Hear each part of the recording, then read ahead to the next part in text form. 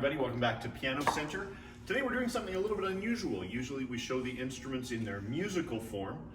This time we're going to show you an instrument in its arrival form. When you purchase a new piano, it's ideally going to take some time to do some initial preparation and be made ready for the home so that it sounds as good when it arrives for you as it does when you've shopped for it in our showroom. We're going to show you how unboxing a piano looks, including the careful steps that the factory takes for us before the instrument comes overseas by ship and comes across the continent and eventually arriving in Edmonton to go out to your house. Enjoy!